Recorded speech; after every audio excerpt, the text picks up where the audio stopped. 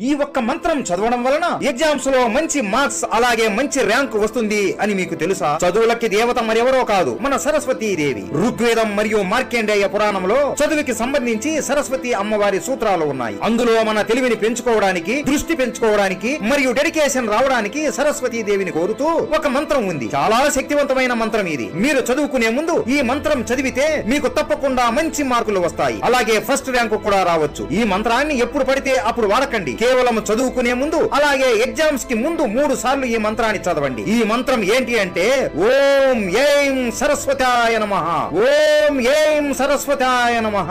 ఈ మంత్రాన్ని సాక్షాత్తు రామాయణాన్ని రచించిన వాల్మీకి కూడా చదివేవారు, అలాగే మహాభారతాన్ని రచించిన వేద వ్యాసుడు కూడా చదివేవారు. ఇంటర్ అలాగే 10th ఎగ్జామ్స్ రాసే ప్రతి ఒక్కరికి ఈ వీడియో షేర్ చేయండి. ఎగ్జామ్స్ రాసే మీ అందరికీ మంచి ర్యాంక్స్ రావాలని సరస్వతి అమ్మవారిని కోరుకుంటున్నాము. జై సరస్వతీ దేవి.